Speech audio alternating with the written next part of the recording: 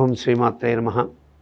జై హిందూ ప్రేక్షకులకి అమ్మవారి యొక్క పరిపూర్ణ ఆశీస్సులు లభించి మీరందరూ ఆయురారోగ్య ఐశ్వర్యాలతో తొలతోగాలని మనస్ఫూర్తిగా కోరుకుంటూ, తులారాశికి ఈ వారం చిత్తా, స్వాతి, విశాఖ, అనురాధ, చిత్తా, స్వాతి, విశాఖ. ఈ చిత్తా, స్వాతి, విశాఖ నక్షత్రాల్లో చిత్తా నక్షత్రం వారికి ఈ వారం శత్రుజయం ఉంటుంది. శత్రువుల మీద పైచేయి సాధించే అవకాశాలు ఉంటాయి. అలాగే తీవ్రమైనటువంటి మానసిక ఒత్తిడుల నుంచి బయటపడడానికి చేసే ప్రయత్నాలు కొంత సక్సెస్ అవుతాయి చిత్తా నక్షత్రం వారికి. స్వాతి నక్షత్రం వారికి కూడా విదేశీయానాలు, వ్యాపారపరమైనటువంటి ఒత్తిడులు కొన్ని జయించే అవకాశాలు ఎక్కువగా ఉంటాయి. అయితే ఆ మానసిక ఒత్తిడుల్లో కూడా స్వాంతన లభించే అవకాశాలు ఉంటాయి. అంటే పనులు కాకపోయినా, పనులు పెండింగ్ పడిపోయినా, ప్రాజెక్టు లాంటివి పెండింగ్ పడ్డప్పటికీ కూడా స్వానుకూల అంశాలు పెరుగుతాయి.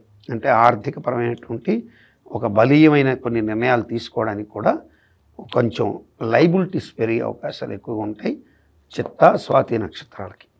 ఈ విశాఖ నక్షత్ర జాతకులు మాత్రం గురు అష్టమ స్థాన సంచారం ఉండి ధనాన్ని చూడడం మొదలుపెట్టినప్పటి నుంచి తెలియకుండా ఏం జరుగుతుందంటే, ఎప్పుడైతే అష్టమంలో గురువు వచ్చాడో అభద్రతా భావాలు పెరుగుతాయి.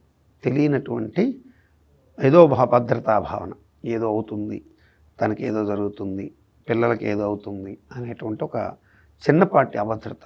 కానీ ఏమీ జరగదనేది 100%. కానీ అభద్రత మాత్రం మిమ్మల్ని వెంటాడే అవకాశాలు ఉంటాయి. తెలియని ప్రతి విషయానికి ఎక్కువగా యాంగ్జైటీ, ఆందోళన పడిపోవడం, ధనం విషయంలో ఖర్చు పెట్టాలంటే తెంపు లేనటువంటి స్థితి.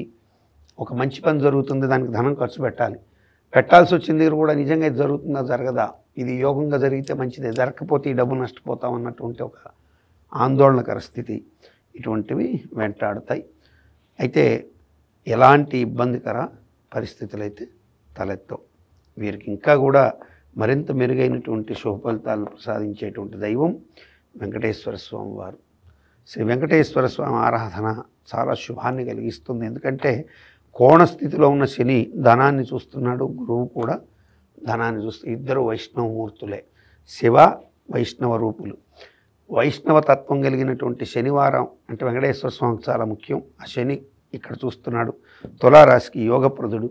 అట్లాగే గురువు శత్రుగతుడైనప్పటికీ కూడా ధనాన్ని చూస్తున్న స్థానం శనికి సమస్థానం. శని గురువులు మిత్రులు కాబట్టి వెంకటేశ్వర స్వామి ఆరాధన మంచి శుభాన్ని కలిగిస్తుంది. ఈ యొక్క నా ఉద్దేశం. మీరందరూ శుభంగా ఉండాలని కోరుకోవడమే కదండి నా బాధ్యత. నమస్కారం.